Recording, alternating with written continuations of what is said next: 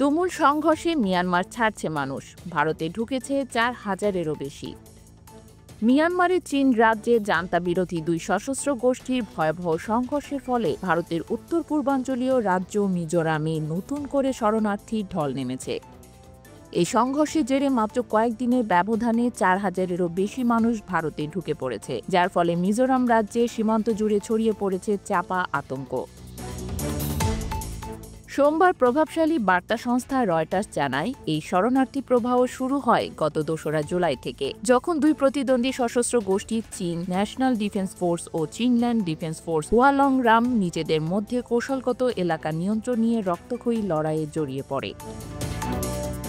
ভারতে আশ্রয় নেওয়া অধিকাংশই নারী, শিশু ও বৃদ্ধ।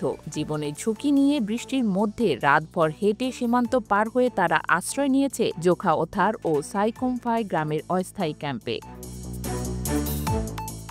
নাম প্রকাশ না করার শর্তে মিজোরামের এক জ্যেষ্ঠ নিরাপত্তা কর্মকর্তা রয়টার্সকে জানায়, প্রথম দিকে সীমান্তে আসা মানুষের সংখ্যা কম ছিল, কিন্তু সংঘর্ষ যখন সীমান্তবর্তী গ্রামগুলোর কাছাকাছি চলে আসে, তখন আতঙ্কিত মানুষ দল বেঁধে ভারতে ঢুকে পড়তে শুরু করে। এখন পর্যন্ত প্রায় ৪,০০০ শরণার্থী সীমান্ত পেরিয়েছে।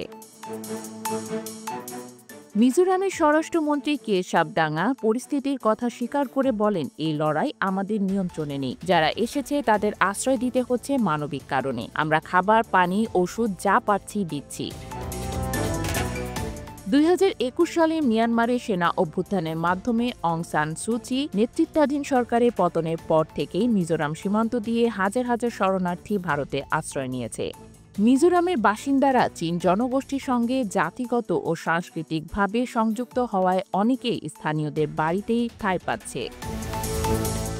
সীমান্তের দুই পাশে জাতিগত ও সাংস্কৃতিক বন্ধন থাকলেও বাস্তবতা ভিন্ন। প্রতিদিন বাড়তে থাকা শরণার্থীর ঢলে চাপ বাড়ছে মিজোরামের ওপর। প্রশাসন মানবিক সহায়তা দিয়ে চলেছে, তবে সংঘর্ষ থামার কোনো ইঙ্গিত নেই। আর এই মানুষগুলো ফিরতে পারবে কিনা তা নিয়েও ঘনীভূত হচ্ছে অনিশ্চয়তা।